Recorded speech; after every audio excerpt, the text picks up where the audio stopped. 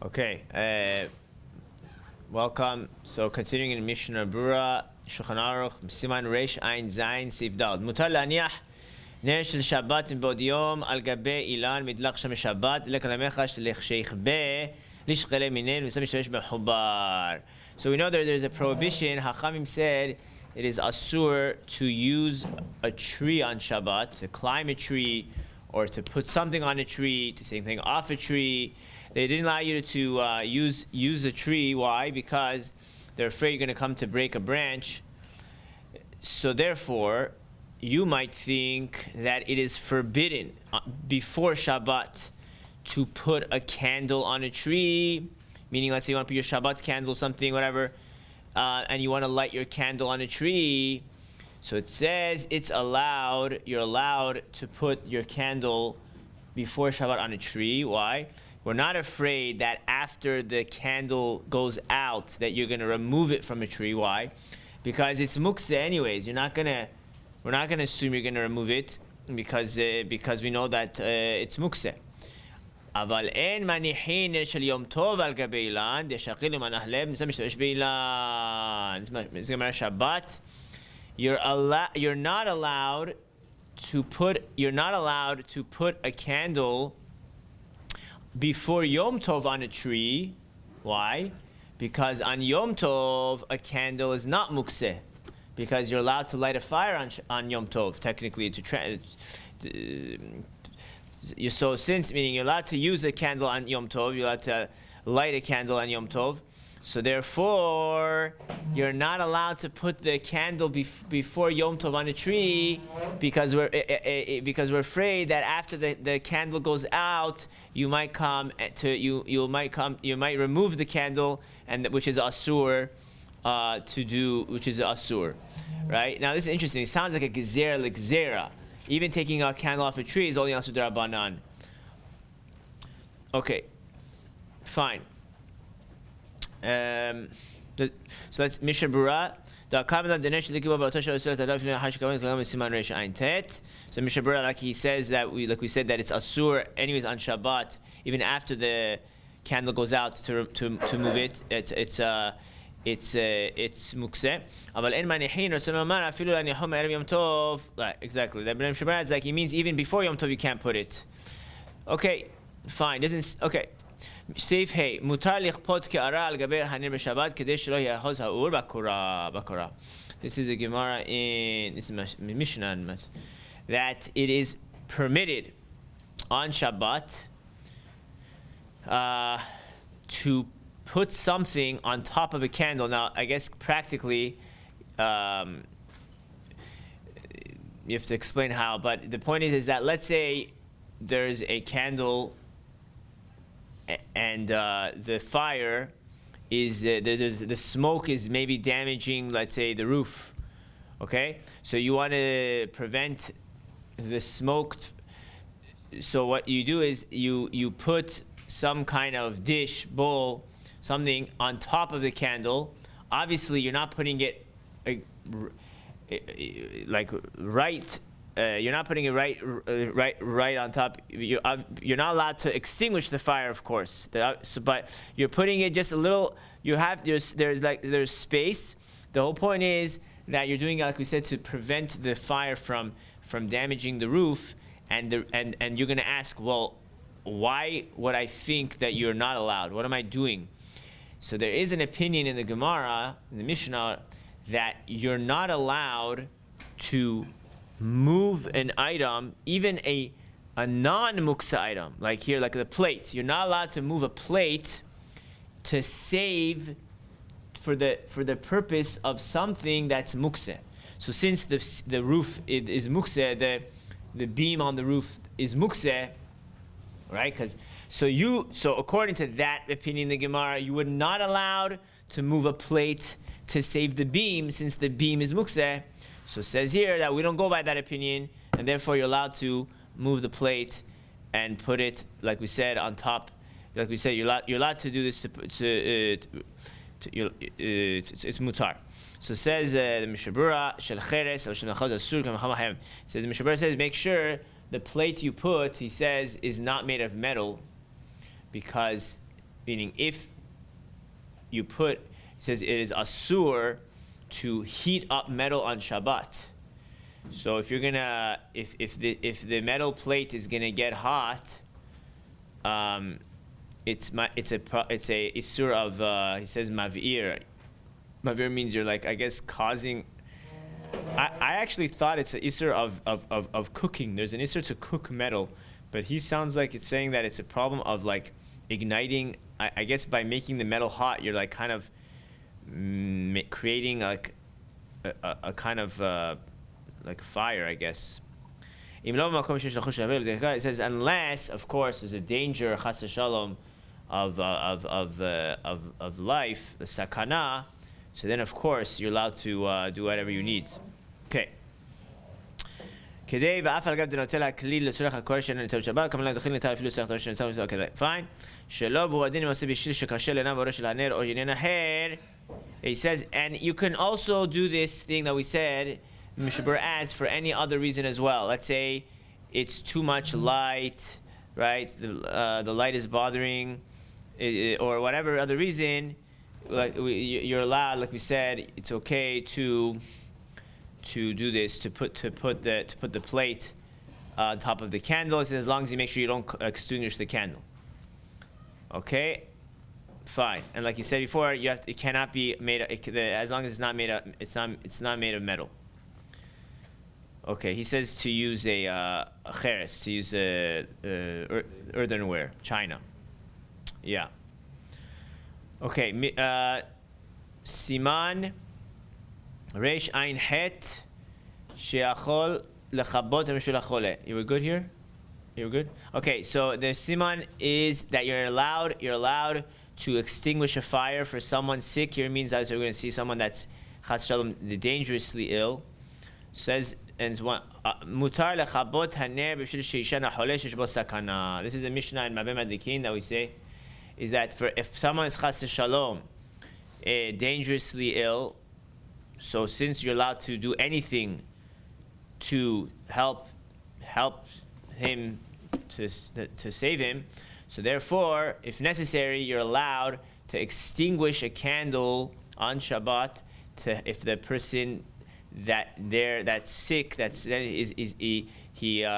he wants to sleep, and etc. The point is, whatever you need to do, if you need to extinguish it, you're allowed to extinguish it to help the sick person. Now, says the Mishna Berura,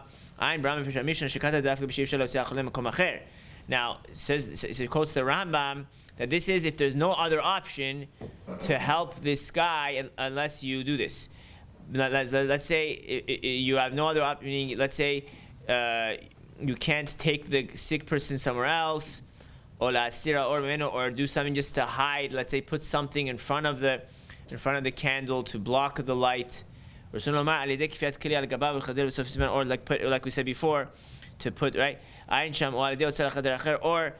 or at least let's say maybe if you can, it would be better to move the candle to the different room, even right. The ilav hachi bevadai yoter tov l'tatel mukseh l'nabla siyur b'kivya.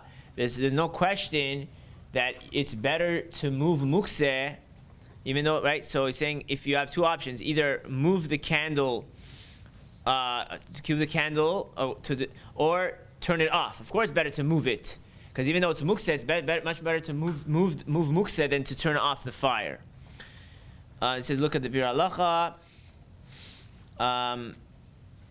Okay, I guess you don't usually do the Bir Halacha, but anyways, it's saying that definitely we're talking about a dangerously ill person. If he's not dangerously ill, he's just like sick, but he's not dangerously ill, then in general you're not allowed to, you can't turn off a fire to help him. You can tell a goy to do that, you can't do it yourself. And and we should know that turning off, if you didn't learn this before, turning off a candle, a fire on Shabbat is actually not necessarily asur midoraita. It's only asur midoraita if you're turning it off for a purpose for the candle itself. Like let's say to create charcoal or whatever. But here, let's say that you're doing it to help the person sleep.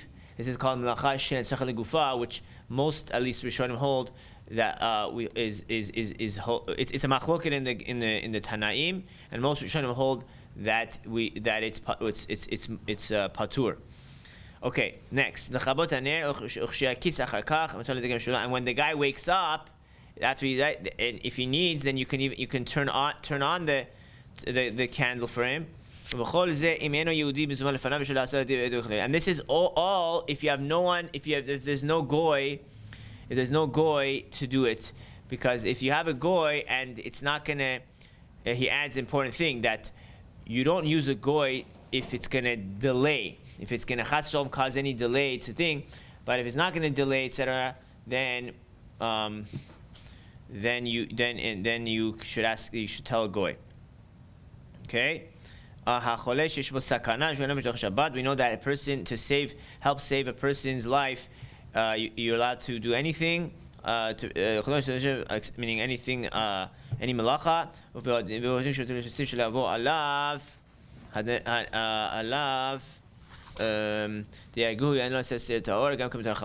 And he just adds for any other reason for danger you're allowed. For example, let's say there are thieves around, there are people that if they see the light, it's whatever the case is, like it says in the Mishnah, so all these cases, if you're allowed, we would also be allowed to turn off the fire. And even if he's not for sure dangerously ill, even if it's a safek, even for safek it's mutar. But if he's not dangerously ill, like we said before, and this is what I was saying before, that even if you hold that it's only us, that turning off a fire is not asur d'oraita, only asur banan, he goes through the whole thing, it's still asur to turn off if the guy is not dangerously ill. And he explains why it says only asur d'rabanan. It says, what does it mean? It says, because we call it shein shachal legufa. What is shachal legufa? Like I said, that you're not turning it off for itself. You're turning it off for a different reason, like here, to help someone sleep. That's called shein shachal legufa. Meaning the only time it's asur d'oraita when you're doing it I guess you could say it for the original intention that the melacha was, like, let's say the reason they did it in the Mishkan. He gives another example, like the Gemara says, if a person digs a hole on Shabbat, so if he's digging the hole for only because he wants to use the dirt for the dirt, that's not asur d'oraita. Why? Because the original purpose of digging a hole is for the hole itself, and it says if it's in the house you're doing it, it's considered you're creating a hole, which is a isser of boneh. If it's in the field, it's a melacha of choresh. So the point is that it's only asur if your kavanah is to create the hole. But if you don't care about that, you want the dirt. That's called another example, and so gufa, which according to most Rishonim is not asur midoraita. Okay. Again, to answer the Rambam though holds that even when you don't do for even Melcha Shein Gufa, the Rambam holds is actually still asur from the Torah. Okay. I did this last big Mishna Berura outside, so I guess we can continue next Siman. Yeah. Reish Ein Tet. So we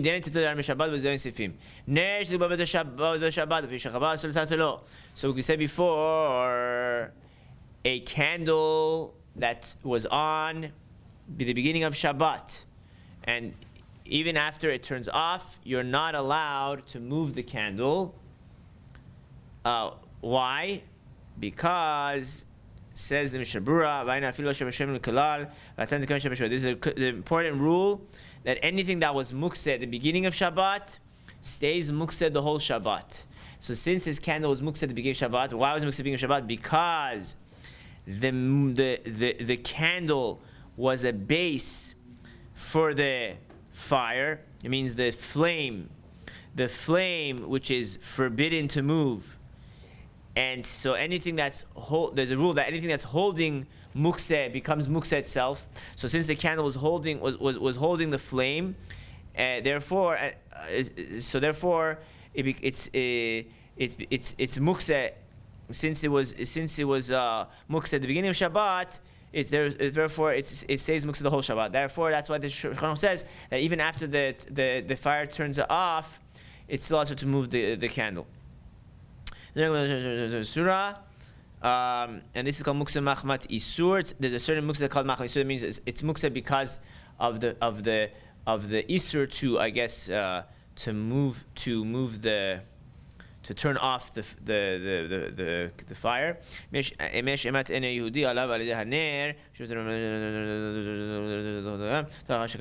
Okay, well, he's saying in the olden days sometimes it was dangerous to leave the candle around. I don't know, there was some nation, non-Jewish nation, that would be very angry if they saw the candle there, whatever, they had some kind of holiday, etc., whatever it was. I think they say those are the ones that used to worship the fire or something like that. Okay, so the point is that even though their problem was if the candle was on, but the point is, I guess, that even after it turns off, if the goy sees the candle, okay, fine. So he's trying to say, in the case like that, of course, it's permitted to move the candle. Fine. It says even if it's not a life danger, even if you're afraid the goy is going to just hit the person. Okay, next.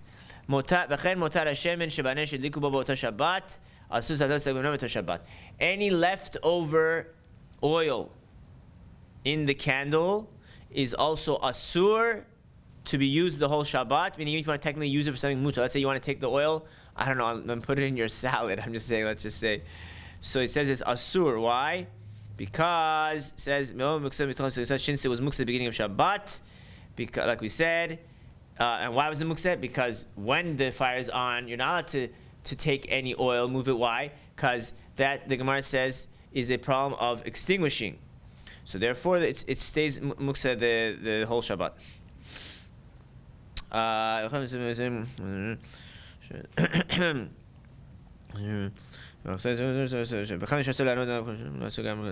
Right, saying that since it's asur to use it on Shabbat, have any benefit, therefore anything that's asur to have any benefit from, automatically it becomes is mukse. And it says, anyways, during the beginning of Shabbat, forget the fact that it was asur to move because you're not to move, like we said, because it's problem extinguishing. It's also asur to move because it's a basis for the candle, like we said before, for the flame. Okay. It says also any remaining fat or wax also is the same thing as muksa the whole Shabbat. Okay. Should we stop here? Okay, stop. Baruch Adonai le'olam. Amen ve'amen. Hazaku baruch. B'sorot tovot.